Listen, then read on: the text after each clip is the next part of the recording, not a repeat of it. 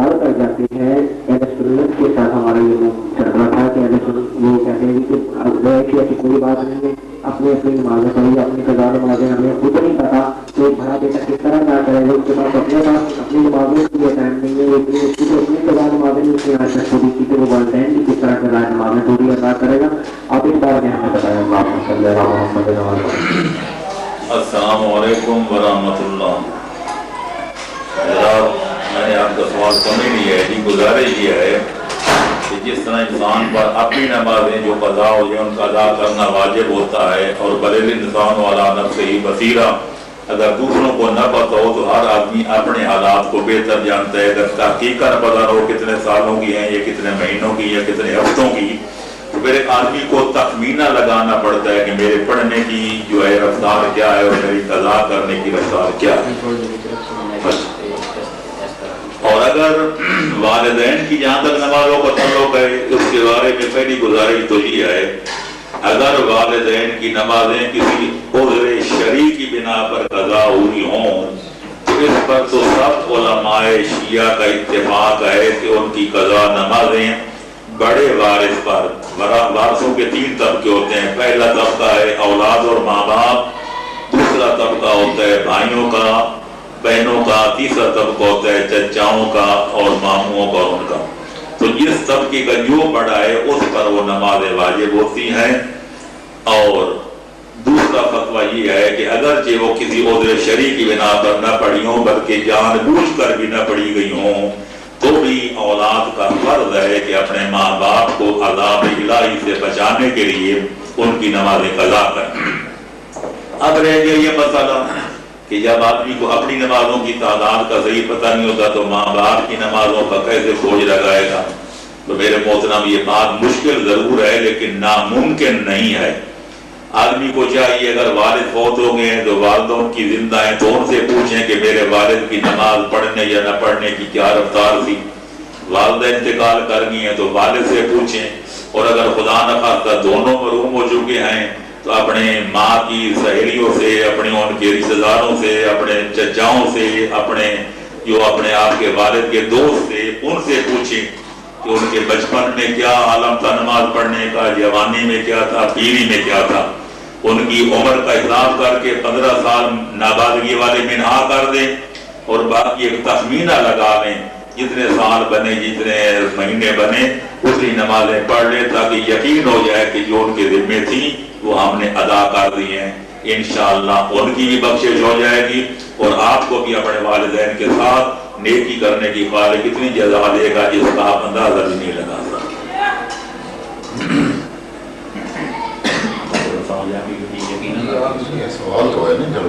جی میں آپ کو دے رہے ہیں.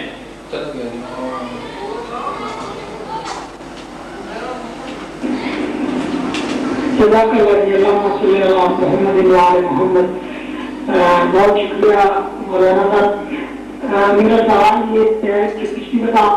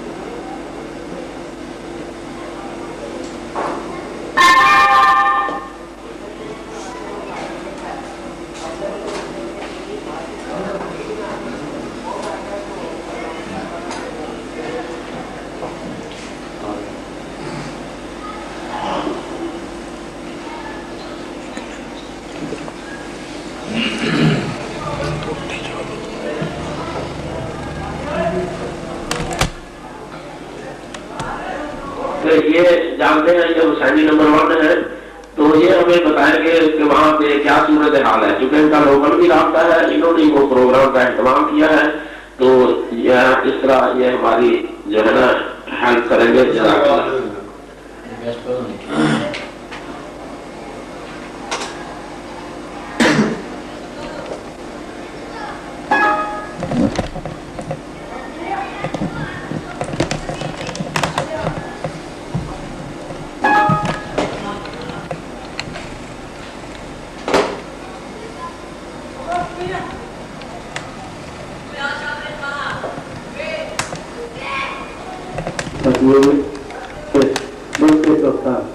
کبھی وہ کہتے ہیں ہمیں کمپیوٹر کا ایکسرسائز نہیں مل رہا، کبھی سکھا ریٹینشن کے ساتھ جو پروگریس کر رہا ہے، تو ایسے ہی اتفاق ہوا ہے کہ کمپیوٹر کا وہ صحیح میرا خیال ہے کہ ٹھیک ہے جی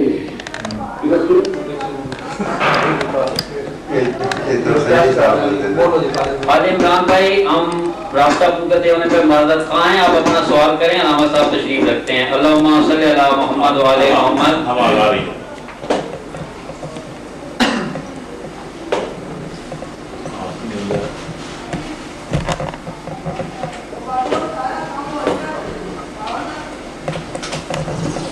جناب علی بھائی بھائی صاحب کے لیے بہت شکریہ. علی عمران بھائی، میری آواز آ رہی ہے حسین صاحب آپ کو؟ اگر آ رہی ہے تو نیچے ٹیکسٹ کو لنک دیکھیں ذرا. جی بھائی شکریہ، بہت شکریہ. میرا مولانا صاحب سے سوال ہے.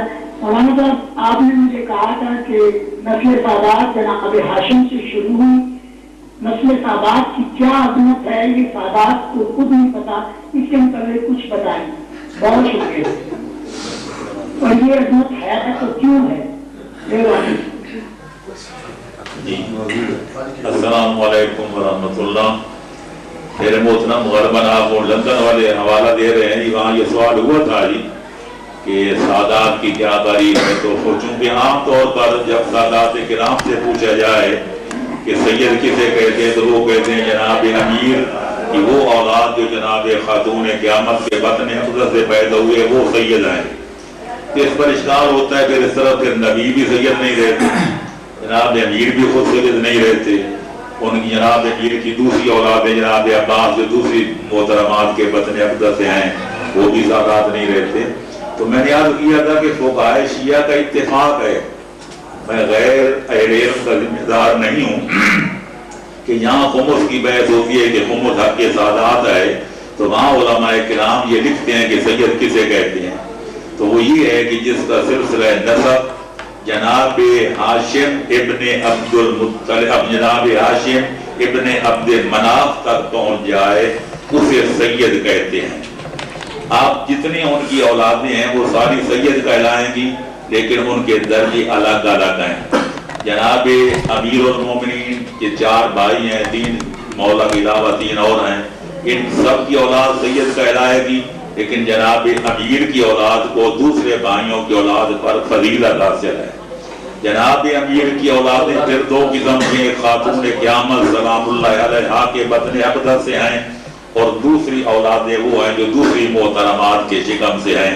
تو جناب امیر کی وہ اولاد جو جناب خاتون قیامت کے بطن سے ہے ان کو مولا علی کی دوسری اولاد پہ فضیلت حاصل ہوگی. اور پھر جناب خاتون قیامت کی اولاد میں سے بھی امام حسن اور امام حسین کا مقام ہے، وہ سب پر فوقیت رکھتا ہے. لہذا اب رہ گئی یہ مسئلہ کہ ان کی سادات کی عظمت کیا ہے.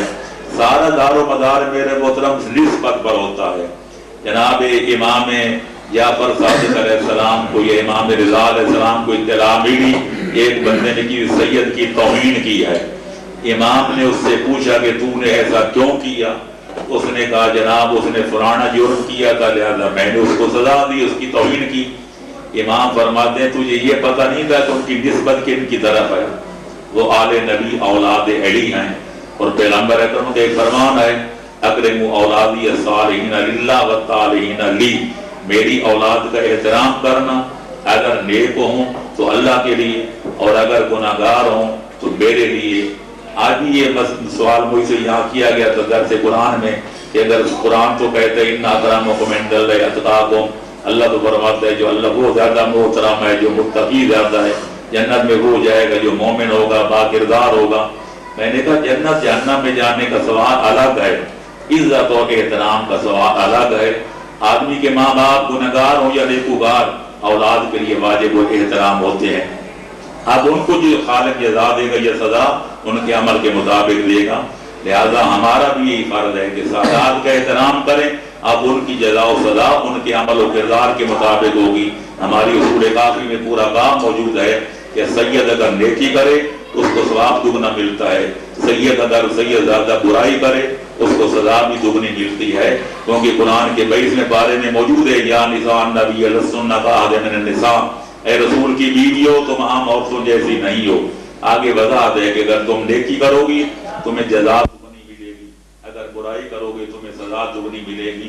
تو اگر پیغمبر سے کسی عورت کی نسبت ہو جاتی ہے عارضی طور پر، جب وہ عام عورتوں جیسی نہیں رہتی تو جن کے جسم میں پیغمبر کا خون دوڑ رہا ہے ان کا وہ معاملہ بھی عام لوگوں جیسا نہیں ہوگا۔ وہ نیکی کریں گے تو جزا دگنی ملے گی، برائی کریں گے تو سزا دگنی ملے گی، لیکن ہر حال میں ان کا احترام کرنا چاہیے۔ کیوں کہ وہ آل نبی اولاد علی۔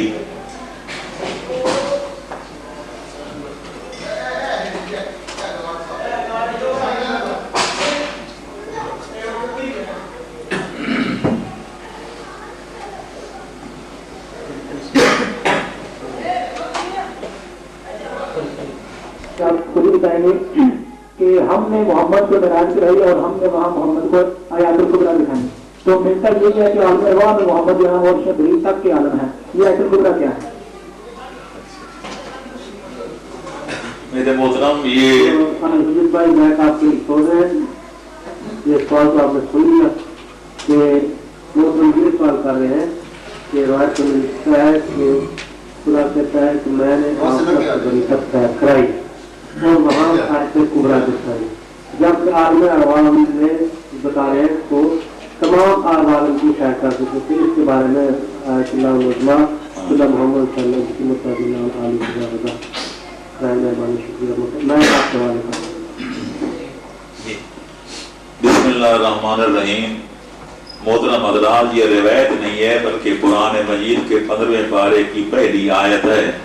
سبحان الذی اسری بعبدہ لیلا من المسجد الحرام الی المسجد الاقصی الذی بارکنا حولہ لنریہ من آیاتنا، کہ پاک ہے وہ ذات جو اپنے ایک بندہ خاص کو رات کے ایک چھوٹے تھوڑے سے حصے میں لے گیا آسمان اس جگہ پر جو سجدے کی آخری حد ہے، یعنی عالم امکان کی آخری حد، تاکہ ہم ان کو اپنی آیات دکھائیں۔ آیات جمع ہے آیت کی، آیت کا معنی ہے نشانی۔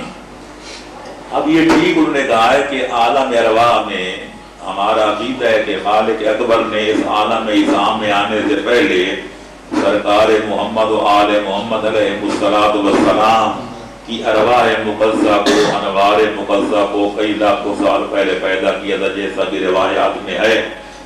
لیکن اس دور میں جب خالق نے ان کو اس عالم میں پیدا کیا تھا، ابھی تک تو یہ آسمان بنے نہیں تھے، اس وقت یہ زمین کا فرش بچھا ہی نہیں تھا، اس وقت کائنات کی کوئی شے پیدا ہی نہیں ہوئی تھی، تو خدا دکھاتا کیا؟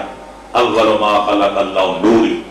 لہذا جب یہ عالم اجسام میں، عالم ابدان میں، عالم آب و گل میں، دار دنیا میں تشریف لائے اور رحمت للعالمین بن کر آئے، وما ارسلناک الا رحمت للعالمین، تو اب ضرورت تھی کہ عالمین کے نبی جتنا دنیا ان کے سامنے یہاں دیکھ رہے ہیں، عالم بالا بھی ان کی نبوت کے تحت میں داخل تھا، تو خداوند عالم نے چاہا کہ ان کو عالم بالا کی سیر کرائی جائے، تاکہ اس عالم دنیا میں آنے کے بعد اور دنیا وما فیہا کی خلقت کے بعد ان کو یہ مناظر قدرت دکھائے جائیں، تاکہ جو لوگوں سے کہیں، لوگوں کے لیے وہ غیب ہو اور پیغمبر کے لیے شہود، تاکہ اطمینان قلب کی دولت سے بھی مالا مال ہو جائیں، اور جو بات کہیں لوگوں کو اس کا ان کو اس طرح اطمینان دلائیں جس طرح آنکھوں سے دیکھی ہوئی چیز کا اطمینان دلایا جاتا ہے۔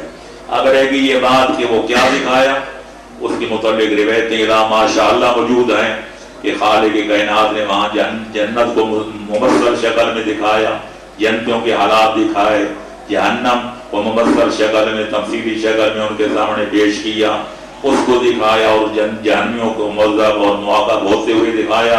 कुछ रिवायतों में पैगंबर फरमाते हैं मैंने फलाने को यूं अज़ाब में देखा, फलाने को यूं देखा।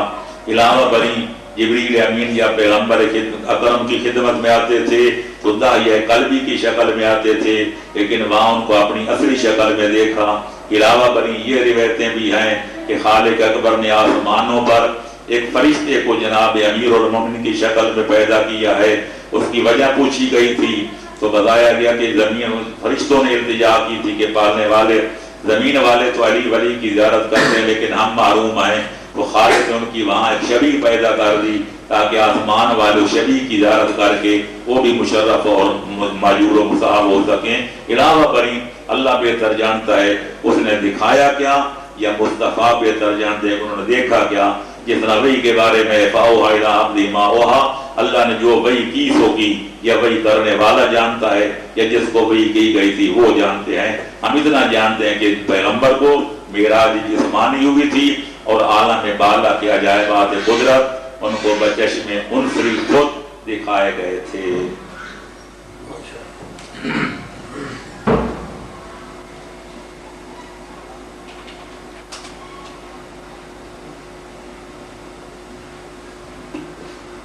बिस्मिल्लाहिर्रहमानिर्रहीम।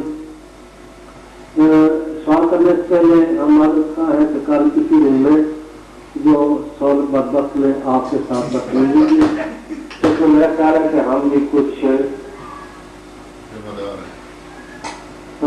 जिम्मेदार ठहरते हैं कि हमने इस रूम पे एतमाद किया। हालांकि हमारा रूम अकायदे हत्या है जो पास आपसे कर रहे हैं, जहाँ आयतुल्लाह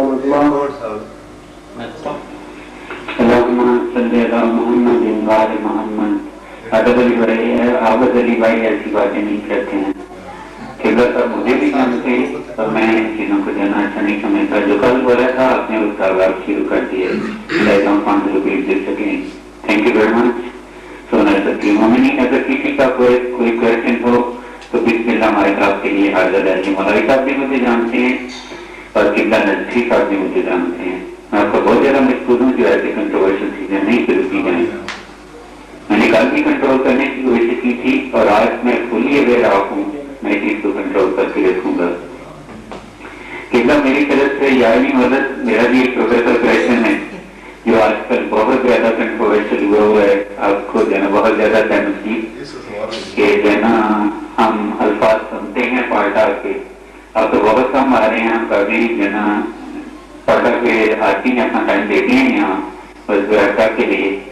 तो अक्सर ये कहा जाता है कि जो है ना अपने सुलह शरिया में कल को जैसे कोट किया जा रहा था कि 64 पे आपने कुछ लिखा है कि जो है ना मैंने तो नहीं पढ़ा, तो उसमें ये कहा गया है कि जो है ना रसूल सल्लल्लाहु अलैहि वसल्लम और मौला अली मुश्किल कुशा लुत्फे से पैदा हुए हैं और आपने किसी और आलम के जो है ना किताब को जो है ना उसने कोट कर दिया है, आपने अपना नहीं दिया उस पर रिसर्च। तो उसके बारे में आपसे रिक्वेस्ट करके जरा वजाहत कर दें प्लीज। शुक्रिया। बिस्मिल्लाहिर्रहमानिर्रहीम। मेरे मोहतरम, मेरी उस किताब का नाम जिसको कल से कोई नाम ले रहे थे उसका नाम है उसूल शरिया, जो मैंने 1965 में लिखी थी। पहला एडिशन उसका 65 में शाया हुआ था और अब उसके माशाल्लाह कई एडिशन छप चुके हैं। गालिबन 5वां या 6वां एडिशन उसका मौजूद है। असल उसमें उसके अंदर 10 बाब हैं जी। पहला बाब ये था कि सरकार मोहम्मद व आले मोहम्मद इंसानी नौ के अफजल व अकमल अफराद हैं। अशरफुल कायनात हजरत इंसान है और इंसानों में से अफजल तरीन अफराद अंबिया व मुरसलीन हैं और उन सब से के सैयद व सरदार हमारे खातमुल अंबिया वल मुरसलीन हैं। तो उस सिलसिला में मैंने पहले कुरान मजीद की आयतें लिखी हैं, फिर मोहम्मद वाले मोहम्मद अलैहिस्सलाम की मुस्तनद हदीसें लिखी हैं, फिर 1400 साल के उलमाए आज़ाम के तहकीकात लिखी हैं कि अइम्मा तारीन इंसान कामिल हैं। कुरान में तकरीबन 500 आयतें हैं जहाँ उनको इंसान कह के पुकारा गया है और उनके मनाके बयान किए गए हैं। اس سلسلے میں ایک آیت تھی وَالَّذِي خَلَقَ مِنَ الْمَاءِ بَشَرًا فَجَعَلَهُ نَسَبًا وَصِهْرًا، اللہ وہ ہے کہ جس نے پانی سے انسان کو پیدا کیا پھر اسے سفر اور داماد بنا دیا۔ اس کا ترجمہ جو ہے میں نے وہ لکھا تھا جو مولانا فرمان علی صاحب نے کیا۔ اس کی وجہ کیا ہے؟ میرا اصول ہے، جو میرے قاری ہیں کتابوں کے وہ جانتے ہیں کہ ہماری قوم میں دو ترجمے بڑے مشہور و مقبول ہیں، ایک مولانا فرمان علی صاحب کا اور ایک مولانا مقبول احمد صاحب دہلوی کا۔ تو عموماً میں جو ترجمہ اپنی کتابوں میں کرتا ہوں، مجھے ترجمہ تو مجھے بھی آتا ہے، لیکن اگر میں اپنا ترجمہ کروں گا تو میرے مخالف کہیں گے کہ من گھڑا ترجمہ کیا ہے یا اپنی مرضی کے مطابق کر لیا ہے۔ تو لہذا میں ترجمہ وہ کیا کرتا ہوں جو مولانا مقبول نے کیا یا مولانا فرمان نے۔ بلکہ آپ حیران ہوں گے کہ میں نے کاتب کے پاس یہ مولانا فرمان علی کا ترجمہ رکھا ہوا تھا کہ میں ایت کا نمبر دے گا کتاب میں، آپ اس ترجمے کو دیکھ کر لکھ لینا۔ انہوں نے لکھ لیا، انہوں نے پانی کے بریکٹ میں لکھ دیا منی۔ اب اس کے بعد جو لوگوں نے شور مچایا یہ ہے وہ ہے، تو میں نے کہا پہلی بات تو یہ ہے کہ میں تو ناقل ہوں، مولانا فرمان علی کے ترجمے میں اگر یہ بریکٹ نہیں ہے تو پھر تو میں ذمہ دار ہوں کہ میں نے پڑھایا، اور اگر مولانا کا ہے تو پھر اعتراض ان پہ کرو جس پر لکھنؤ کے مجتہدین کی تقریریں لکھی ہوئی ہیں کہ اگر قرآن اردو میں نازل ہوتا تو مولانا فرمان علی صاحب کے ترجمے کی شکل میں ہوتا، لیکن چونکہ لوگوں نے اعتراض کیا زیادہ نہیں تھی، اگلے ایڈیشن میں نے وہ ترجمہ بدل کے اس کی جگہ مولانا مقبول احمد دہلوی کا ترجمہ نقل کر دیا جس میں یہ لفظ نہیں ہیں۔ تو چاہیے تو یہ تھا محترمین کہتے جناب ہمارا اعتراض ختم ہو گیا چونکہ ترجمہ بدل گیا، لیکن وہ پہلے ایڈیشن کو اب بھی لے رہے ہیں جبکہ دوسرے تیسرے میں ترجمہ بدل چکا ہے، اس میں لفظ منی نہیں ہے۔ کہ باقی رہے گی یہ بات میرے محترم، اس کی وضاحت میں نے کر دی۔ اگلی بات یہ ہے کہ اب کسی شے کی کوئی حد ہوتی ہے۔ لفظ لطفہ جو ہے قرآن میں 3 لفظ ہیں۔ خالق الانسان، خالق نے انسان کو پیدا کیا من ماء مہین، ایک حقیر پانی سے۔ ایک جگہ ہے کہ خالق من منی یمنا، اللہ نے انسان کو پیدا کیا اور منی سے جو ماؤں کے رحموں میں ڈالی جاتی ہے۔ تیسری جگہ لفظ ہے قرآن میں لفظ لطفہ، سورہ دہر کے اندر ہے کہ سبحان الذی انا خلقنا الانسان من نطفۃ امشاج نبتلیہ فجعلناہ سمیعا بصیرا۔ سورہ دہر سارے جانتے ہیں کہ آل محمد کا قصیدہ ہے اور وہ یہیں سے شروع ہوتی ہے، حل اتی علی الانسان حین من الدہر لم یکن شیئا مذکورا انا خلقنا الانسان من نطفۃ امشاج، ملے جلے نطفے سے انسان کو پیدا کیا اور اس کو سمیع و بصیر بنایا۔ ایک علاوہ بری میں کیا کروں، میں اس موضوع میں نہیں گھسنا چاہتا، لیکن ہماری کتابیں بھری پڑی ہیں، میرے مخالفوں نے بھی اقرار کیا ہے، اصول کافی میں پورا باب موجود ہے، بصائر الدرجات میں پورا باب موجود ہے کہ امام اور نبی کا لطفہ عام لوگوں کے لطفوں کی طرح نہیں ہوتا۔ ہم عام لوگ کوئی حرام کھاتے ہیں، کوئی حلال کھاتے ہیں، کوئی نجس کھاتے ہیں، کوئی پاک کھاتے ہیں، جن سے ان کا قوام بنتا ہے۔ معصوم کے بارے میں کہ خالق نے عرش معلیٰ کے نیچے خاص قسم کا پانی پیدا کیا ہے جس کا ذائقہ شہد سے زیادہ میٹھا ہے، گھی سے زیادہ نرم ہے، دودھ سے زیادہ چٹا ہے اور برف سے زیادہ ٹھنڈا ہے۔ اس کا پیالہ خالق اکبر ہونے والے نبی و امام کے والد کی خدمت میں پیش کرتا ہے فرشتے کے ذریعے، وہ اس کو پیتے ہیں، اور من ذالک یکون لطفۃ الامام، اس عرش مشروب عرشی سے امام عالی مقام ہونے والے کا لطفہ منعقد ہوتا ہے۔ تو لفظ لطفہ جب قرآن میں ہے اور سورہ دہر میں جو آل محمد کا قصیدہ ہے، تو اگر یہ لفظ لطفہ کہیں یا جو کہیں، ان کے بارے میں یہ بھی ہے کہ وہ لطفہ نجس نہیں ہوتا، وہ ایک پاک و پاکیزہ ہوتا ہے۔ یہاں بھی لفظ موجود ہے، بہار کی 7ویں جلد میں کئی روایتیں ہیں۔ تو لہذا اب یہ ان کو لم یلد و لم یولد نہ قرار دیں، ایک نظام قدرت ہے۔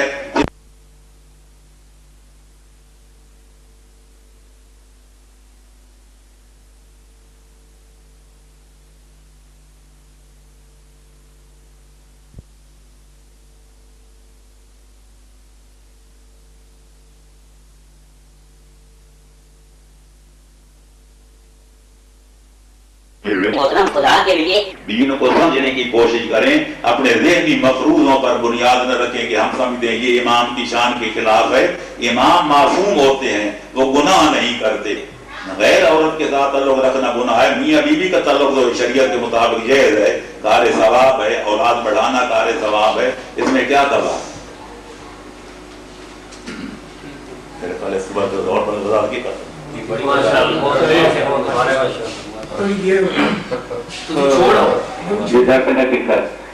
میں آپ سے جو ہے نا یہ وضاحت کر دوں کہ جو ہے نا یہ کویشچنس ہماری پبلک میں جو ہمارے مومنین ہیں نا پارٹ کے آنے والے, وہ ایسے سارے کویشچنس, بہت سارے کویشچنس اپنے رومس میں ڈسکس کرتے رہتے ہیں, اور ہم لوگ ڈفرینٹ رومس میں جاتے ہیں. تو اس لیے میں یہ کویشچن کر رہا ہوں, میں چاہ رہا ہوں کہ جو ہمارے مومنین اس روم میں بیٹھے ہوئے ہیں وہ آپ سے یہ چیزیں سیکھ کے جائیں اور کم از کم اپنے ذہن میں کلیئر کرتے جائیں کہ آپ ان کے بارے میں کیا خیال رکھتے ہیں. تو اسی ابھی میں سب سے ریکویسٹ کروں گا جناب علی بھائی آپ بھی ہیں, عبد علی بھائی میں نے دوبارہ آپ کو ڈر دیا ہے, تو ایک چیز کو آپ مائنڈ کیجیے گا, اگر آپ کو کویشچن کرنا ہے تو آپ اپنا ہاتھ کھڑا کریں, مائک آپ کے لیے حاضر ہے, لیکن مائک پہ جمپ نہیں کریے گا, بہت مہربانی. صرف کویشچن کرنے کے لیے میں آپ سے بات کروا دوں کہ آپ کویشچن کرنا چاہیں گے تو آپ کا مائک آپ کے لیے حاضر ہے.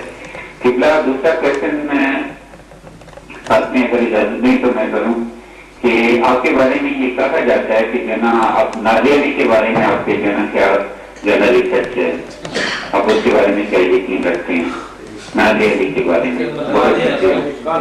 تو اس کے بعد جناب علی بھائی آپ کویشچن کریں گے. محترم, لوگوں نے مجھے ایک ایسے روم میں پیش کیا ہے. ایک دفعہ میں سندھ کا دورہ کر رہا تھا تو وہاں کے سندھی جو تھے وہ بار بار, وہاں 5-6 آدمی تھے جس میں قبلہ مولانا محمد یار شاہ صاحب بھی تھے اور بھی چاند علماء تھے. تو لوگ جب آتے تو کہتے ڈکو مانو کہاں ہے, ڈکو مانو کہاں ہے.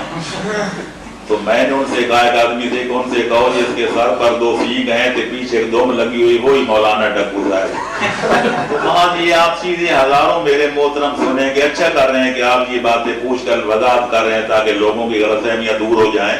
مجھے یہی شکوہ ہے اپنی قوم کے افراد سے کہ کہتے تو یہ ہے کہ مولا امیر سے پوچھا گیا تھا مولا حق و باطل میں کتنا فاصلہ ہے, تو مولا نے فرمایا تھا 4 انگلیوں کا. تو اس نے پوچھا یعنی کہ امام نے انگلیاں رکھ دی آنکھ اور کان کے درمیان, فرمایا جو آنکھوں سے دیکھو اسے حق سمجھو, جو صرف کانوں سے سنو اسے باطل سمجھو. لیکن جب عمل کا وقت آتا ہے تو لوگ راویوں کو دیکھتے ہیں, اثر کو نہیں دیکھتے. اکثر لوگوں نے میری کتابیں پڑھی ہیں, اکثر وہ ہیں جنہوں نے مجھے دیکھا نہیں ہے, مجھے سنا نہیں ہے, لیکن پھر بھی کہتے ہیں ہم نے فلانے سے سنا وہ یہ کہتے ہیں, فلانے سے سنا یہ کہتے ہیں. میں ناد علی کا منکر نہیں ہوں, میں قائل ہوں 1965 میں یہی اصول و شریعہ لکھی تھی تو اس کے اندر میں نے اس کو لکھا ہے, اور لکھا ہے کہ اس کے پڑھنے میں بطور وسیلہ قطعاً کوئی اشکال نہیں. البتہ یہ جو بات میں نے کی تھی وہ ایک تحقیقی چیز ہے اہل علم کے لیے. آپ بڑی آج کا دور ماشاءاللہ ساری دنیا سمیٹ کے گھر کی طرح بن چکی ہے. آپ ایران رابطہ کر سکتے ہیں, عراق کر سکتے ہیں, مراجع نظام سے کر سکتے ہیں.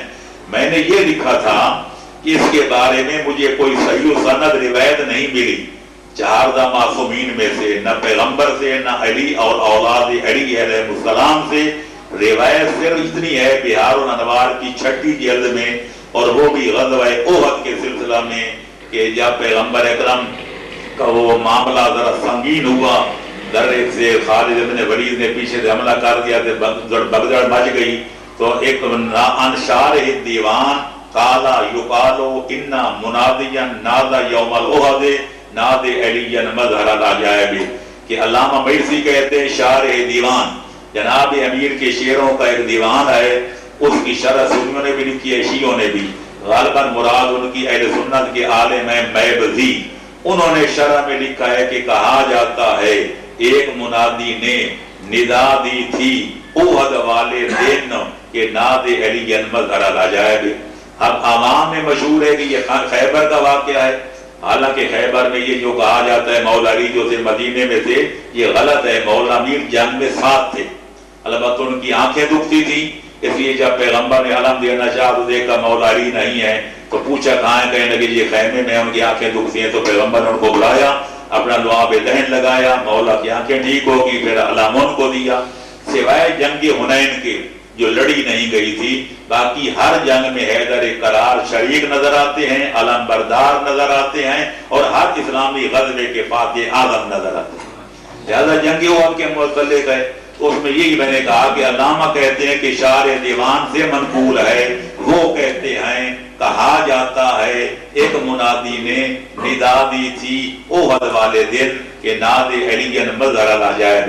اصل میں ایک مصرع تھا کہ امام جعفر صادق علیہ السلام کے دور میں سید اسماعیل ہمجری نے، جو آل محمد ایک مداح شاعر گزرا ہے، شیخ عباس قمی نے اپنی کتاب الکناز الالقاب میں لکھا ہے، جن کی مفاتیح الجنان مشہور ہے.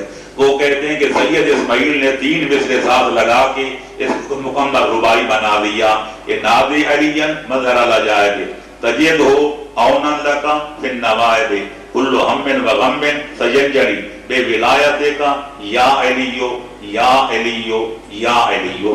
یہ ساری تحقیق لکھنے کے بعد میں نے نتیجہ یہ نکالا ہے کہ اگرچہ روایت جیسی بھی ہے بطور وسیلہ، جیسا کہ بے سے ثابت ہے کہ بے ولایت کا کہ ہر مشکل آسان ہو جائے گی آپ کی ولایت کے صدقے میں اے مولا علی، تو لہذا بطور وسیلہ اس کے پڑھنے میں کوئی حرج نہیں ہے. پندھ پن جزاک اللہ قبلہ، آپ نے جو تفصیلات بتائی ہیں اس کے اندر شکریہ.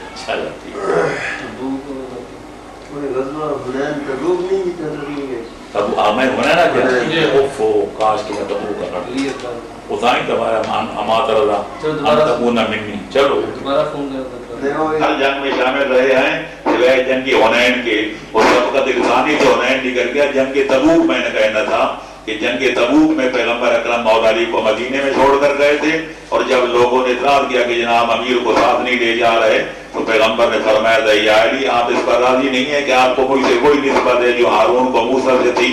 جب حضرت موسیٰ کو دور پہ گئے تھے تو ہارون بھائی کو اپنی قوم میں چھوڑ کر گئے تھے، اس لیے میں آپ کو اپنا نائب بنا کے جا رہا ہوں. تو یہ جنگ تبوک ہے جس میں مولا امیر شامل نہیں ہوئے تھے، اور وہ جنگ تبوک سے لڑی بھی نہیں گئی تھی، وہ لشکر واپس خالی آ گیا تھا. جنگ حنین کی جگہ جنگ تبوک نوٹ فرما لیں. شکریہ. خدا حافظ. ٹھیک ہو گیا. اگر عابد علی بھائی 5 سیکنڈ کے لیے نہیں آتے ہیں مائک کی تو آپ مان کے لیجیے.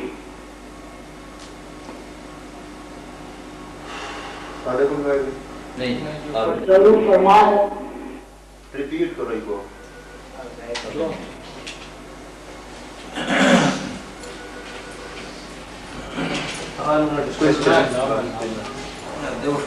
سوال دوبارہ پر مبنی ہے. حقیقت کو دیکھا جائے تو حقیقت اور ہے، عوام کے اندر جو چیز مشہور ہوتی ہے وہ اور ہے. پہلی چیز آپ یہ سمجھ لیں کہ ہمارے ہاں یہ عقیدہ ہے، ہمارے ہاں روایات ہیں کہ زمین کبھی حجت خدا سے خالی نہیں ہوتی. جناب امیر نہج البلاغہ میں فرماتے ہیں اللہم لا تخلو ارضک من حجت اما ظاہر مشہور و اما خائف مستور، کہ وجود حجت کے بغیر زمین قائم نہیں رہ سکتی. یہ الگ بات ہے کہ حجت خدا کھلا بکھلا لوگوں کے سامنے موجود ہوں، یا حجت خدا لوگوں کی آنکھوں سے پوشیدہ اور پردہ غیب میں موجود ہوں. ان کا زمین پہ رہنا ضروری ہے. حاضر اور غیب کی یہاں بات نہیں ہے. لہذا یہ تو پہلی بات تو یہ نوٹ کر لیں کہ یہ جو ہمارا عقیدہ ہے کہ زمین حجت خدا سے خالی نہیں ہوتی. الحجت قبل الخلق وما الخلق وبعد الخلق. حضرت آدم پہلے تھے، اولاد بعد میں پیدا ہوئی، پھر جناب آدم سے لے کر آج تک برابر حجت خدا کا سلسلہ جاری ہے، کبھی نبی کی شکل میں، کبھی نبی کے وسیع کی شکل میں، اور آخر میں جب قیامت آئے گی تو سب سے آخر میں حجت خدا کی وفات ہوگی، کیونکہ ایک بندہ بھی حجت خدا کے بغیر زندہ نہیں رہ سکتا. لہذا اس کے لیے غائب یا حاضر ہونا الگ موضوع ہے، زمین پر حجت خدا کو ہونا چاہیے. مسئلہ ختم. دوسرا مسئلہ عام ایک جو عوامی نظریہ ہے کہ معصوم امام ہر جگہ حاضر ناظر ہوتے ہیں. تو میں یاد کروں گا کہ ہر جگہ، ہر وقت، ہر لمحہ، ہر لحظہ حاضر ہونا یہ خالق اکبر کی صفت ہے جس میں کوئی اس کا شریک نہیں. اس لیے کہ خدا جسم و جسمانیات سے منزہ ہے، لیکن جو شے جسم رکھتی ہے خواہ وہ نورانی ہو، انسانی ہو، جناتی ہو، جسم دار چیز ایک وقت میں ایک جگہ ہوتی ہے۔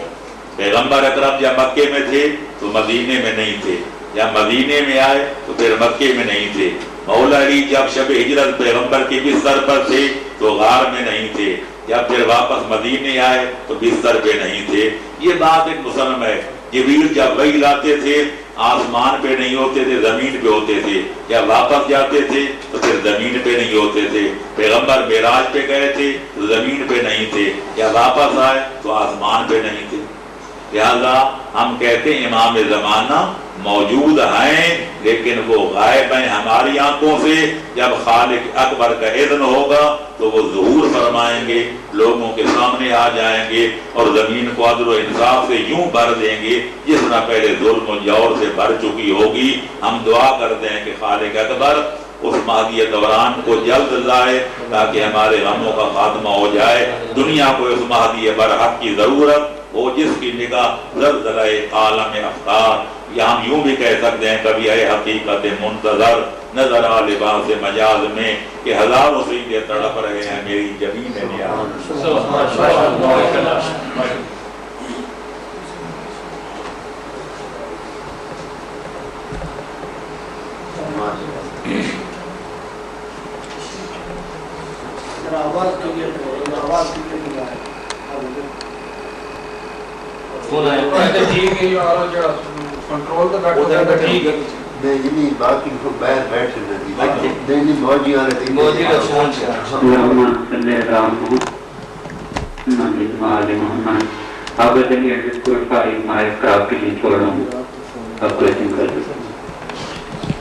اور اس کے بعد زیاد اسکور 1 لینا ہوا آئیں گے مائک کی کوشش کرنے کے لیے۔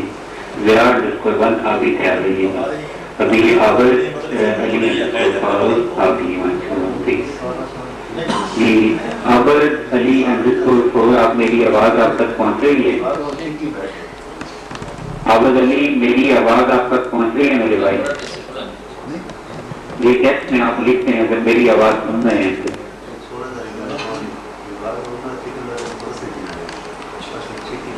عابد علی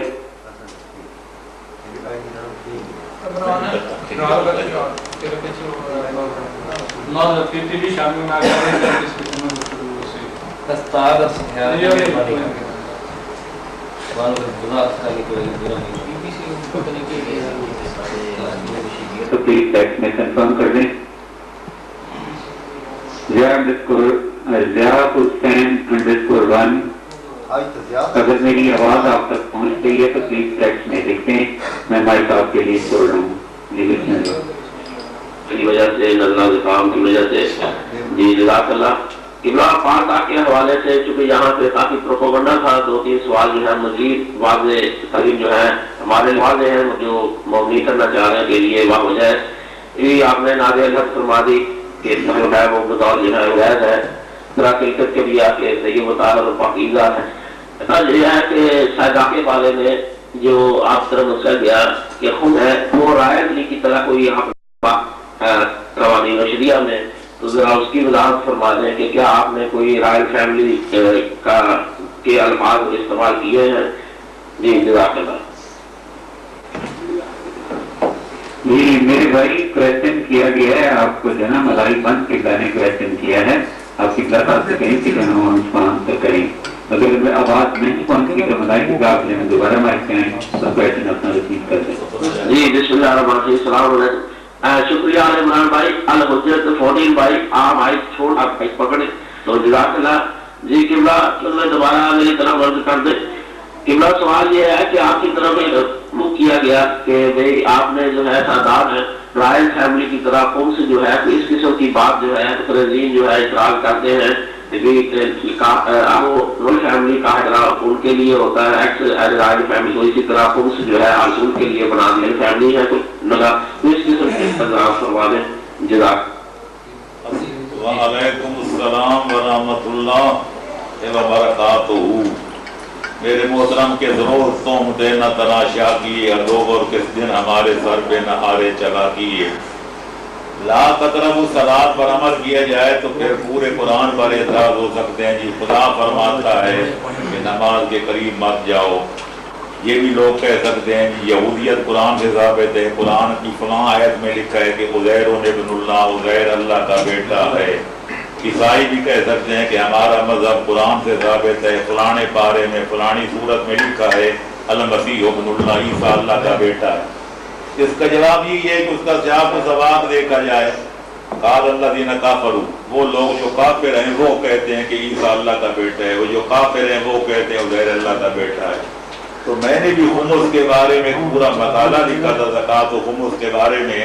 کوئی معاشیات کا ایک مسئلہ ہے کہ آج کل جو ہے وہ مستحق زیادہ ہیں, لیکن ہمارے مذہب شیعہ میں زکوٰۃ میں چھوٹ بہت زیادہ ہے کہ فلانی چائے پہ نہیں, نوٹوں پہ نہیں, گندوں اب جوار پہ نہیں, باجرے پہ نہیں, کپاس پہ نہیں, کمان پہ نہیں. یہاں لینے والے زیادہ ہیں, وہاں چھوٹ زیادہ ہے, زیادہ پیسے تھوڑے بنتے ہیں زکوٰۃ کے. یہاں لینے والے سادات کرام تھوڑے ہیں, وہاں ہر چیز کا 5واں حصہ ہے. تو اس مقالہ میں نے لکھا تھا لمبا چوڑا, اس میں لفظ کہا گیا تھا کہ سادات کرام جو رائل فیملی ہیں یعنی شاہی خاندان ہیں. مجھے سمجھ نہیں آتی, آپ تو وہاں ممالک مغربی ممالک میں بیٹھے ہیں, آیا سادات شاہ نہیں ہے؟ آیا یہ شاہی خاندان کا فرد نہیں ہے؟ چھوٹے سے لے کر بڑے تک ہر سید کے نام کے ساتھ شاہ لکھا جاتا ہے. مستورات کے ساتھ شہزادی یسرف, شہزادہ یسرف, شہزادہ کونین, شہزادہ علی اصغر, شہزادہ علی اکبر, شہزادہ ابوالفضل عباس. تو میں نے سادات کرام کو اگر لکھا ہے شاہی خاندان تو معترض مجھے بتائیں کہ پہلے ان کو میں کیا لکھتا. کسی نیچ قوم کا فرد کہتا تو پھر یہ ناراض ہو جاتے ہم شاہی ہیں, ہم شاہ ہیں, ہمیں گداؤں سے ملا دیا. تو جب شاہ کو شاہ کہا جائے, اگر وہ ناراض ہو جائے تو فقل باللہ کیف اعتذر, پھر آپ ہی مجھے فرمائیں کہ میں اس کے بارے میں کیا کہہ سکتا ہوں. یہ کوئی میں نے خمس کو ٹیکس نہیں کہا, خمس کو میں عبادت سمجھتا ہوں. میری کتابیں موجود ہیں, خلاصۃ الاحکام موجود ہے, قوانین الشریعت موجود ہے, ان میں باب الخمس موجود ہے کہ میں نے یہاں تک لکھا ہے کہ سادات کرام کا یہ حق ہے کہ ایک درہم بھی کھائے گا وہ جہنم کی آگ اپنے پیٹ میں بھرے گا. تو لہٰذا سادات باہر کیف شاہ ہیں. اگر ان کو انکار ہے تو پھر وہ خود اعلان کر دے کہ ہم شاہی خاندان نہیں ہیں, وہ جو کو کہیں گے ہم ان کو وہی کہیں گے.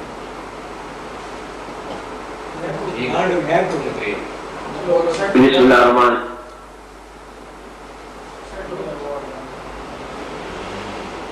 مسئلہ ہے آل عمران بھائی, اگر روم کو کلوز کر کے دوبارہ اوپن کیا جائے تو آواز ذرا کلیئر ہو سکتی ہے شاید. جی جزاک اللہ.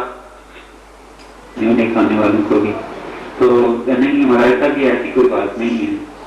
یہ جو ہے نا نیٹ کنجنکشن اس کو کہتے ہیں, تو اس کا جو ہے نا اسٹیشن میں کافی جو ہے نا لوز ہوتا ہے اس پہ آرڈر پہ, تو اس کی وجہ سے جو ہے نا ایسا ہے. لیکن کوئی بات نہیں, پھر بھی محسوس کریں, ہم جو ہے نا سن رہے ہیں آواز کو. تو ممکن اگر آپ لوگوں کو کویشچن کرنے ہیں تو آپ پلیز کلو میں آئیں اور جو ہے نا اپنے اپنے کویشچن جو ہے نا قبلہ تک پہنچاتے جائیں. تو بھائی سب کے لیے حاضر ہے. ابھی عابد علی بھائی آپ کا مائک کام نہیں کر رہا ہے, اور آپ کے لیے کافی دفعہ مائک کو چھوڑا لیکن آپ نے مائک لینا لیا نہیں, لیکن پھر بھی آپ ایک ٹرائی کر لیں اور اس کے بعد جناب علی بھائی آپ کویشچن کریں. بسم اللہ.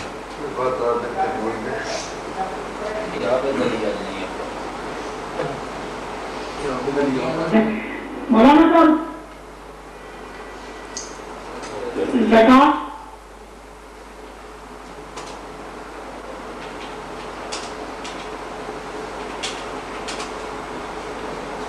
تو میں نے تھوڑا سا اشارہ کیا, میں نے پورا ایک مقالہ لکھا تھا چند صفحوں کا اسی موضوع پر, جو عام ہمارے معاشیات اسلامی پر اعتراض کیا جاتا ہے کہ زکوٰۃ کے لینے والے زیادہ ہیں, زکوٰۃ بالکل تھوڑی ہے, اور خمس کے لینے والے تھوڑے ہیں لیکن اس کی رقم کی مقدار بہت زیادہ ہے. تو میں نے اس اپنے مقالے میں چیزوں کے جواب دینے کی کوشش کی ہے. بسم اللہ الرحمن الرحیم. السلام علیکم. قبلہ وہ عالی مدد کے بارے میں آپ نے وضاحت فرمائی اپنا کتابوں میں بھی اور بار بار مجالس میں بھی. یہ مظاہر صاحب دیکھتے ہوئے تو پاکستان قبلہ مائک آپ کے لیے جی سائیں بروا یا نہیں مدر علی علی کوئی کویشچن ہو آپ کا محمد حسین نجفی صاحب کے لیے لائف اویلیبل ہیں اور کویشچن کو آنسر کر رہے ہیں. کسی کو بھی کوئی کویشچن کرنا ہو جو علی عمران بھائی آپ پہلے ایک سوال کو مکمل تو ہونے دینا. زکوٰۃ والا سوال ابھی باقی ہے, اس کا جواب ابھی علامہ صاحب نے شروع کیا تھا تو بھائی صاحب تشریف لے آئے درمیان میں, تو مہربانی کریں پہلا جو سوال زکوٰۃ والا ہے اس کو مکمل ہونے دیں, اس کے بعد پھر نیکسٹ سوال کرائیں گے. میک ہمارے پاس رہنے دیں اور زکوٰۃ والے سوال کا جواب علامہ صاحب دے رہے ہیں, یہ سوال فرمائیں گے. بسم اللہ الرحمن الرحیم. میں عرض کر رہا تھا کہ زکوٰۃ کے بارے میں ہمارے ہاں مشہور یہ ہے کہ 4 غلات پر زکوٰۃ ہے, گندم, جو, انگور, کھجور, اور 2 قسم کی چیز نقدی پر ہے, ایک سونے پر ایک چاندی پر, وہ بھی شرط ہے کہ سکہ دار ہوں تے رائج اور وقت سکہ ہو. تے 4-5 قسم کے حیوانات ہیں جی, گائے ہے, بھیڑ ہے, بکری ہیں, بھینسیں ہیں, اونٹ ہیں. تو اس پر اعتراض ہوتا ہے کہ جناب یہ چیزیں ہمارے یہاں اب جو ہے وہ اپنا انگور کم ہوتے ہیں, کھجوریں بڑی کم ہوتی ہیں, زیادہ لے دیتے, گندم ہے, جو ہے وہ کوئی بوتا نہیں ہے, اونٹ ہمارے یہاں کوئی رکھتے نہیں ہیں. تو گویا اسلام عربوں کے لیے آیا تھا, یہاں صرف چاول ہوتے ہیں, یہاں پٹسن ہوتی ہے, یہاں کارخانے ہیں, جس کے پاس 5 اونٹ ہیں وہ تو زکوٰۃ دے, جس کے پاس 5 کارخانے روزانہ کروڑوں روپے کی آمد ہے اس کو چھٹی ہے. تو لہذا میں نے اپنی اس کتاب میں یہ بھی نہیں چاہتا کہ ایسی انفرادیت ہو کہ سارے فقہاء سے علیحدہ ہو کر کوئی فتویٰ دیا جائے. تو بہرکہ میں نے اس میں ثابت کی ہے اپنے مقالے میں اور قوانین الشریعہ میں کہ نوٹوں پر بھی زکوٰۃ اگر واجب نہیں تو کم از کم مستحب ضرور ہے, دینی چاہیے. جب دنیا کا سارا معاملات چل رہے ہیں نوٹوں پر تو زکوٰۃ کیوں نہ دی جائے. اور باقی جو اجناس ہیں جو زمین سے اگتی ہیں ان کی بھی گندم اور جو کی طرح اگر واجب نہیں تو کم از کم سنت سمجھ کے دی جائے, تاکہ ہمارے معاشیات پر جو عام اعتراض کیا جاتا ہے وہ بھی دور ہو جائے اور غریبوں کا بھی بھلا ہو جائے. اس لیے بہتر یہی ہے کہ باقی برادران اسلامی کی طرح ہم بھی ہر چیز سے زکوٰۃ دیں, تاکہ غربت کسی حد تک غربت پر کنٹرول کیا جا سکے اور امیروں کی دولت غریبوں کے ہاں کوئی گردش کرتی رہے. اس میں بہتوں کا بھلا ہے, دنیا اور آخرت کی اس میں فلاح بھی ہے اور صلاح بھی ہے.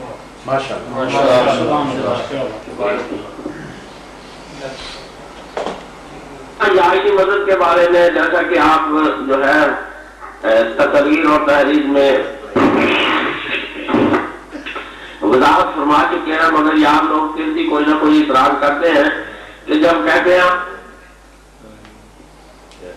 ہم جائے کی مدد تو اس سے مراد کیا مولا موجود ہوتے ہیں, کہنا جائز ہے یا نہیں؟ ویسے تو یائی مدد کہنا جائز ہے, مطلب عام طور پر یہاں پالٹاک کے روموں میں آتے ہیں لوگ یائی مدد لکھتے ہیں, ہم توحفہ یائی مدد لکھتے ہیں. تو ذرا اس کی وضاحت فرما دے کہ کیا کوئی یائی مدد کا مقصد یہ ہوتا ہے کہ مولا ہماری یہ آواز سنتے ہیں یا ان تک پہنچتی ہے, جیسے ہم بھیجتے ہیں معصوم پر درود و سلام ان تک پہنچتا ہے. تو اس سلسلے میں جو ہے آپ ذرا وضاحت فرما دیں, جزاک اللہ. میرے محترم, ہم وضاحتیں کرتے تھک گئے ہیں کہ سمجھنے والے پھر بھی نہیں سمجھے, نہیں سمجھنا چاہتے وہ پھر بھی نہیں سمجھتے. یا رب نہ وہ سمجھے ہیں نہ سمجھیں گے کہ میری بات دے اور دلوں کو جو نہ دے مجھ کو زباں اور. میرے محترم پہلی بات تو یہ ہے کہ سارے علماء اعلام یاری مدد کا یہ جملہ جو ہے یہ ہمارے پاکستان کے پنجاب کے صوبے میں ہے یا صوبہ سندھ میں ہے, اور آپ لوگ بھی وہاں بیٹھ کے یہ جملہ کہہ رہے ہیں تو اپنے ملک کی اثرات کے تحت, ورنہ نہ عراق میں ہے, نہ ایران میں ہے, نہ ہندوستان میں ہے, نہ کسی اور ملک میں ہے. تو اب دیکھنا یہ ہے, پہلی بات یہ ہے علماء یہ کہتے ہیں کہ اسلامی سلام جو ہمارا ہے وہ ہے سلام علیکم یا السلام علیکم, اور جواب میں بہتر ہے کہ کوئی اضافہ کیا جائے وعلیکم السلام ورحمۃ اللہ, یا اس کے ساتھ وبرکاتہ بھی اضافہ کر دیں. لہذا ایک بات تو یہ ہے کہ اس یاری مدد کے جملے کو اسلامی سلام کا مقام نہیں بنانا چاہیے, جیسا کہ سندھ کے بعض علاقوں میں ہے کہ وہ السلام علیکم نہیں کہتے, سلام علیکم وعلیکم السلام نہیں کہتے. پنجابی ملیں گے یاری مدد, پیر مولا علی مدد, علماء ایک تو یہ اصلاح کرتے ہیں اسلامی سلام کو ترک نہیں کرنا چاہیے، اس کے بعد اگر جی چاہے تو یہ فکرہ کہہ سکتے ہیں۔ نمبر 2، ادھر ہم قرآن میں یہ بھی پڑھتے ہیں، ہم پر اعتراض ہوتا ہے کہ ایاک نعبد و ایاک نستعین، کہ ہم اے اللہ ہم تیری ہی عبادت کرتے ہیں، تجھ ہی سے مدد مانگتے ہیں۔ ادھر پھر ہم کہتے ہیں یا علی مدد۔ اس کا جواب یہ ہے کہ اللہ کی مدد اور مولا علی کی مدد میں بڑا فرق ہے۔ اللہ کی مدد ہے اللہ ہونے کے اعتبار سے، خالق کون و مکان ہونے کے اعتبار سے، معبود اور الہ ہونے کے اعتبار سے، مرکز کون و مکان ہونے کے اعتبار سے۔ علی ولی کی مدد ہے وسیلہ ہونے کے اعتبار سے، لہذا اللہ کی مدد اور ہے، علی ولی کی مدد اور ہے۔ لہذا اللہ کی مدد یہ ہے کہ وہ اولاد دیتا ہے، علی ولی اور ائمہ تحریر کی مدد یہ ہے کہ ہمارے وسیلہ ہیں، وہ سفارش کرتے ہیں تو خالق ان کی سفارش کو رد نہیں کرتا۔ اللہ کی مدد یہ ہے کہ بیماروں کو لباس صحت عطا فرماتا ہے، علی اور اولاد علی کی مدد یہ ہے کہ وہ صحت دلواتے ہیں خدا کی بارگاہ میں سفارش کر کے۔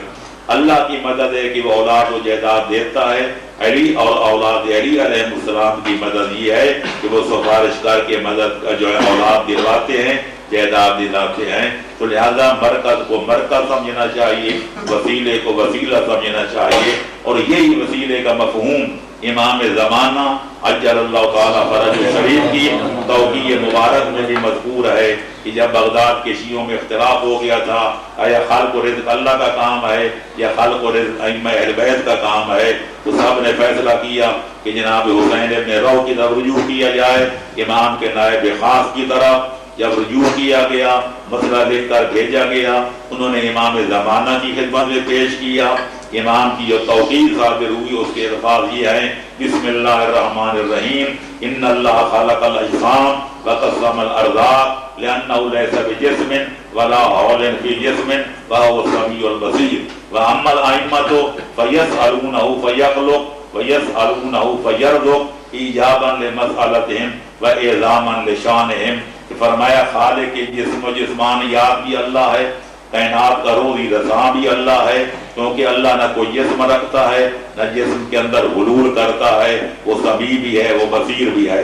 فرمایا جہاں تک ائمہ اہل بیت کا تعلق ہے، فرمایا سفارش ہم کرتے ہیں، اولاد رزق اللہ دیتا ہے، سفارش ہم کرتے ہیں، اولاد اللہ دیتا ہے۔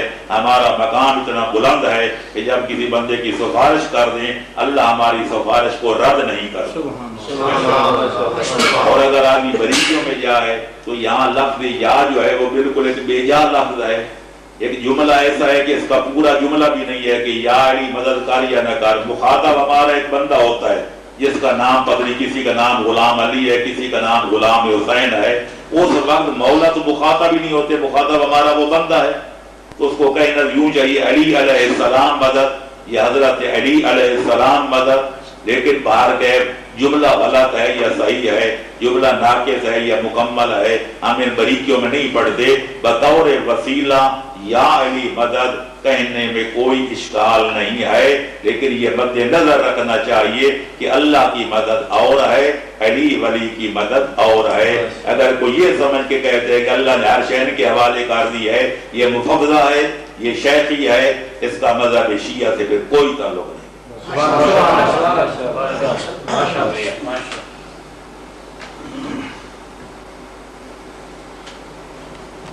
السلام علیکم۔ آپ کو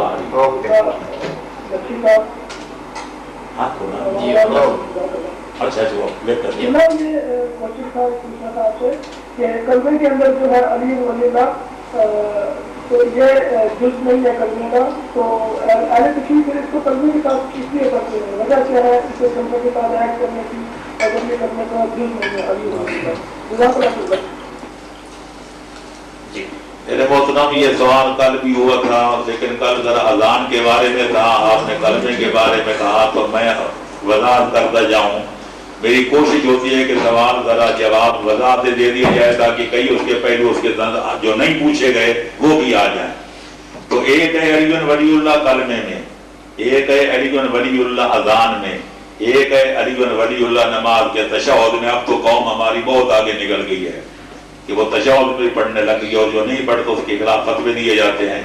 तो मेरे दोस्त मेरे अजीज मोहतरम, एक है कलमा इस्लामी, एक है कलमा ईमानी। कलमा इस्लामी जिसके पढ़ने से काफिर मुसलमान बनता है और न पढ़ने से आदमी काफिर हो जाता है इनकार करने से, वो है ला इलाहा इल्लल्लाह मुहम्मदुर रसूलुल्लाह। इस्लामी कलमा यही है, जो पढ़ ले वो इस्लामी बिरादरी का रोकन है। लेकिन ये अगला इस्लाम ये भी कलमे का जुज़ है, लेकिन कलमा ईमानी का जुज़ है। अलीयुन वलीयुल्लाह, जो पढ़ेगा वो मोमिन है, मजहब शिया का रोकन है, ईमानी बिरादरी का रोकन है। नहीं पढ़ेगा तो इसे खारिज समझा जाएगा। जहाँ तक अजान का ताल्लुक है, सारे उलमा मुत्तफिक हैं, सबकी तौज़ियात और उनकी फ़िक़ही किताबें रिसाले मौजूद हैं कि ये जुज़्व अजान नहीं है। यानी जो अजान खालिक ने बनाई थी, पैगंबर ने दिलवाई थी और आले मोहम्मद ने बाद में अपने अपने दौर में दी, उसमें ये फिक्रा शामिल नहीं था। ये बाद में जब देहलवी खानदान की हुकूमत ईरान में कायम हुई, उस वक्त तो उस रद्द अमल के तौर पर जो दुनिया वाले बनी अब्बास और बनी उमय्या अहले बैत के साथ करते थे, इसको अजान में शामिल किया गया और इसको अब 1100 साल हो गए हैं। तो लिहाजा हर बंदे को चाहिए अपने मुइत्तहिद की तरफ रुजू करे। अगर वो कहते हैं कि तबर्रुकन कह लो तो जरूर कहे, अगर कहते हैं तयम्मुनन कह दो तो कहे, कहते हैं कुर्बतुल्लाह कहो तो कहे।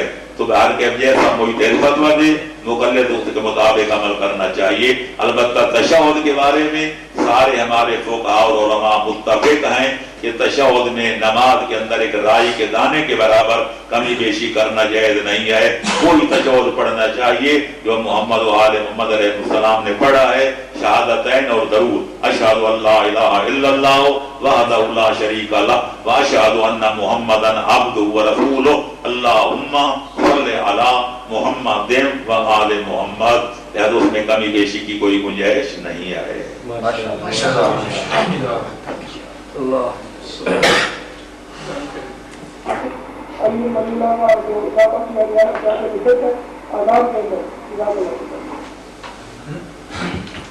बिस्मिल्लाहिर्रहमानिर्रहीम। मैंने अपनी किसी किताब में न लफ्ज़ बिदअत कहा है, न लफ्ज़ हराम कहा है और न इसको मुब्तिले अज़ान कहा है। मैंने यही कहा है कि उलमा, मैंने सिर्फ वज़ाहत कर दी है कि जब सारे उलमा कहते हैं कि जुज़्व अज़ान नहीं है, तो फिर मैंने उसका खोज लगाया और यही सैयद मीर अपना आगा सैयद बाकिर शहीद सदर की भी यही राय थी, जिसे तेजानी ने भी अपनी किताब में नकल किया है कि मैंने उनसे पूछा था नशफ़ अशरफ में कि ये कब से इजाफा हुआ, तो उन्होंने कहा देहलवी खानदान के दौर में हुआ और ये रद्द अमल था बनी उमय्या के सलूक का कि वह अहले बैत पर सबो शतम करते थे। जब हमारी कौम को सांस लेने का मौका मिला, उन्हें अजान और इकामत में भी खुदा और रसूल और उनके साथ शामिल कर दिया। तो लिहाजा मैंने यही कहा है कि ये बाद में इसको इजाफा किया गया, लिहाजा जुज़्व अज़ान नहीं है। अब रह गई ये बात कहना चाहिए या नहीं, न मैं लफ्ज़ इसको बिदअत का इस्तेमाल करता हूँ, न मैं इसके हराम का लफ्ज़ इस्तेमाल करता हूँ, मौला के एहतराम में तो न इसको मुब्तिल कहता हूँ, बल्कि मैंने अपनी किताब इस्लाह और रसूम में लिखा है कि हर बंदे को चाहिए अपने मर्ज़े तक़लीद की तरफ रुजू करे और जो वो कहे उस पर अमल करे, इसी में आदमी की नजात है। आवाज तो नहीं गई उन लोग क्यों? चली क्यों ना आपने की उधर तक नहीं आवाज सवाल है ना, वो लिख दे लो। बिस्मिल्लाहिर्रहमानिर्रहीम। बिस्मिल्लाहिर्रहमानिर्रहीम। मेरे मोहतरम, मैंने जो कहा है वो और बात है, आप जो फरमा रहे हैं वो और बात है। वो जो अमल होता है उसका ताल्लुक शुरूए दीन से होता है। एक आदमी सही और अकीदा है, सैयद है, हस्बी नस्बी सैयद है, अकीदा उसका सही है, अपने बाबे दादे को मानता है, उनके तालीमात को मानता है, अकायद उसके ठीक है, अमली तौर पर कोई कमजोरियां हैं तो ये एहतराम उसके बारे में है। लेकिन अगर किसी आदमी सैयद कहलाने वाले का अकीदा ही खराब हो जाए, जिनकी वजह से हम उसका एहतराम करते थे, जब खुद उनका वो कलम ही छोड़ दे, क्या बात ही छोड़ दे, जब उनका मजहब ही छोड़ दे, तो फिर उसका मकाम पिसरे नूह वाला होता है। کہ جناب نوح نے کہا تھا پالنے والے نبنی من آلی کہ میرا بیٹا میرے اہل میں سے ہے، تو خالق نے فرمایا تھا انہو لیس من آلک، وہ تیرے اہل میں سے نہیں ہے، انہو عمل غیر صالح۔ تو لہذا میں نے یہ جو پوری مکمل بحث اپنی اثر و فوائد میں کی ہے عزت عظمت سادات کی، وہاں میں نے یہ لکھا ہے کہ اگر سید کہلانے والے کا عقیدہ ختم ہو جائے، عقیدہ کی بجائے صحیح عقیدے کی جگہ بد عقیدتی آ جائے، اپنے باپ دادے کا مسلک چھوڑ دے، وہ کسی احترام کے قابل نہیں رہتا۔ احترام اس وقت تک ہے جب تک سید بھی ہے، ایمان بھی ہے، عملی کمزوریاں ہوں تو پھر لائق احترام ہے۔ ٹھیک ہے نا، اس کے فرق پڑتا ہے۔ تو پنچم کی کا ہمارے ساتھ سے گزارش کر رہا ہوں۔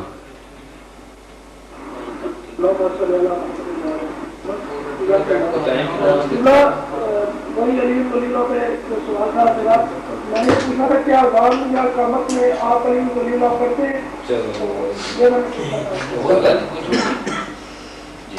بسم اللہ الرحمن الرحیم۔ میرے محترم، مجھے لگی لپٹی بات کرنے کی عادت نہیں ہے کہ تاکہ بات کر کے آدمی کہے جناب شیخ کا نقش قدم یوں بھی ہے اور وہ بھی ہے۔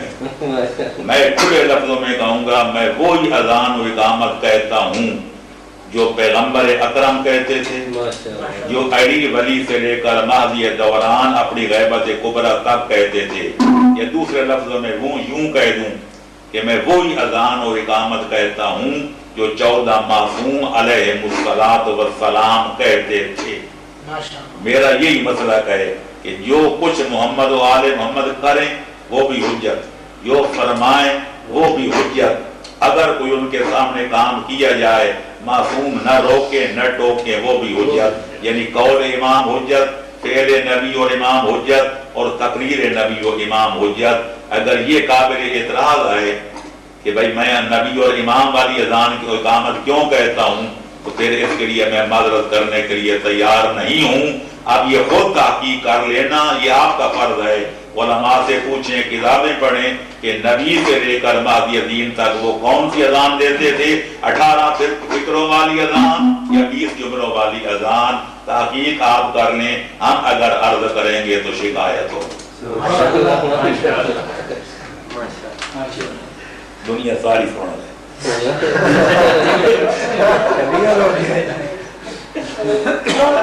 تو یہ تھا کہ ہمارے بھی باقی مستقین اکرام ہیں یا پچھلے کئی سال سے جو مستقین اکرام ہمارے یہاں بہت بڑے بڑے کام ہیں، تو کیا ان میں سے بھی کوئی ایسا مستقل گزرا ہے کہ جو علی مسجد اذان اور اقامت میں نہ کرتا ہو، تو آپ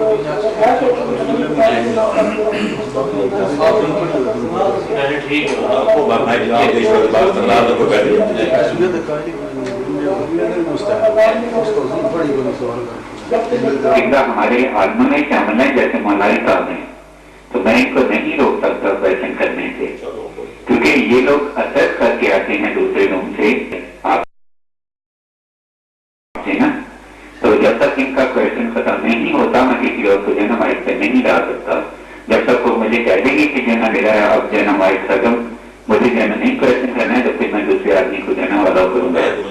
تو یہ جو ہے نا پنجن کی کا آپ اپنا کویشچن جو ہے نا پلیز کر دیں، تو جو ہے نا اس کے بعد جو ہے نا یہ لاسٹ کویشچن ہوگا۔ پنجن کی کا میں مائک آپ کے لیے چھوڑ رہا ہوں، اور قبلہ یہ لاسٹ کویشچن ہے آپ آنسر کر دیں، اس کے بعد جناب علی آئیں گے مائک پہ۔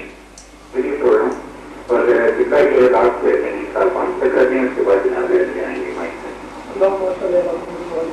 نہیں بھائی کوئی بات نہیں، دیکھیں وہ قبلہ اچھی طور چاہیے تو مجھے کہ میں بات کروں، اچھی قدر کوئی بات نہیں ہے، میں بہت احترام کرتا ہوں عثمان کا، اور یہ ہمارے کا وہ میں شامل ہو جائے گے۔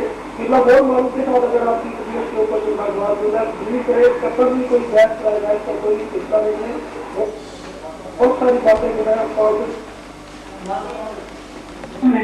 مولا علی کا اعلان فرمایا، وہاں پہ کہتے ہیں کہ بلال حبشی نے یہ اذان دی، اور پہلی دفعہ انہوں نے یہ کہا اشہد ان امیر المومنین۔ کیا یہ بات ٹھیک ہے یا غلط ہے؟ بہت شکریہ۔ بسم اللہ الرحمن الرحیم۔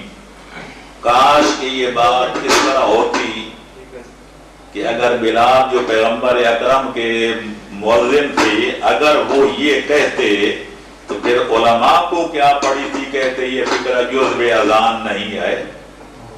میرے محترم ہمارے مذہب کی کتابیں بحمدللہ ہزاروں کی تعداد میں ہیں لیکن جو سب سے بڑی مستند کتابیں ہیں وہ ہماری 4 ہیں. اصول و فروع کافی، من لا یحضر الفقیہ، استبصار فی مختلف من الاخبار، تہذیب الاحکام. پہلی کتاب شیخ کلینی آل اللہ مقامہ کی تعریف ہے. دوسری کتاب حضرت شیخ صدوق علیہ رحمہ کی تصریف تعریف ہے. اور تیسری اور چوتھی علامہ شیخ طوسی شیخ الطیفہ کی تعریفات ہیں.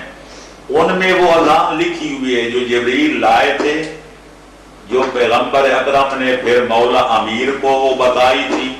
مولا امیر نے بلا کر بلال حبشی کو سکھائی تھی اور بلال حبشی نے کم و بیش 23 برس پیغمبر اکرم کی بارگاہ میں وہ اذان کہی تھی. وہ 18 جملوں والی تھی معذرت کے ساتھ.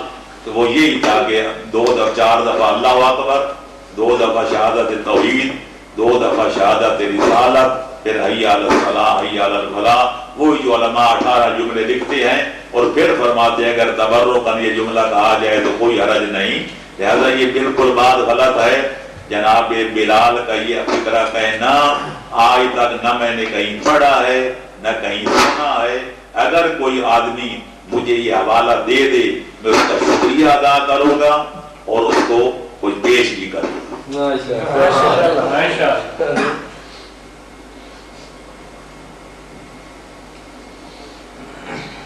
انشاءاللہ آپ کے بقیہ سوالات کے لیے ہم کل پھر دوبارہ آپ کی خدمت میں حاضر ہوں گے 6:30 بجے انشاءاللہ. کل علامہ آیت اللہ محمد حسین صاحب اور ٹھیک 4 بجے کل آج کی طرح دوبارہ درس قرآن ہوگا اور اس کے بعد مغربین کی نماز کے فوراً بعد 6:30 بجے دوبارہ آیت اللہ علامہ محمد حسین نجوی صاحب کی آپ کے سوالات کے جواب دینے کے لیے ہم 8 بجے تک تشریف لائیں گے. آپ چونکہ 8 بج چکے ہیں آج کے لیے ہم اتنا ہی وقت ہم نے لیا تھا. ہم معذرت خواہ ہیں، آپ سے ہم اجازت چاہتے ہیں. خدا حافظ. اللہ آپ کا حافظ. یا قاضی الحاجات اقض حوائج جمیع المؤمنین ولا سیما الحاضرین منهم والملتمسین وخصوصا المنتظمین اللہم صلی علی محمد وعلی محمد. بہت بہت مہربانی، شکریہ. مولا پنسن صاحب آپ کو اپنی امان میں رکھیں، سلامت رہیں، آپ کی توفیق کرتے ہیں اللہ کا. مومنین ہماری یہ کوشش ہے کہ ہم سب علماء کو جو ہے اہل حق کی جنت ترجمانی کر رہے ہیں، ان کو یہاں دیکھیں اور ایک صاف اور ستھرے ماحول میں سب لوگوں کو موقع دیں کہ وہ کچھ نہ کچھ یہاں سے سیکھیں. اب آپ پہ ڈیپینڈ کرتا ہے کہ آپ کون سی چیزوں کو دینا اچھا سمجھتے ہیں یا کون سا. یہ کوئی ضروری نہیں ہے کہ ہم ایک ہی عالم کی دینا سب چیزوں کو مان لیں، یا یہ ہمارا ایک موقع ہے ہم سب لوگوں کو دے رہے ہیں کہ آپ یہاں آئیں. اس طرح کنفلکٹ جو ہے نا ڈفرینٹ رومس میں جو کر رہے ہیں، ہم چاہتے ہیں کہ ایک روم میں سب لوگ بیٹھیں، آپ کو ایٹینڈ کرتے رہیں. انشاءاللہ تعالیٰ بہت جلد ہم جو ہے نا اور پاکستان سے علماء کو لے کے آئیں گے.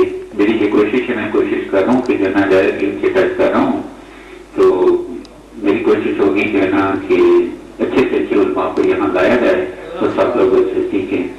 بہت زیادہ مہربانی مولا محسن پاک آپ کو سنا ہوتا ہے. شکریہ. کل ہم آپ سے زیادہ کل دوبارہ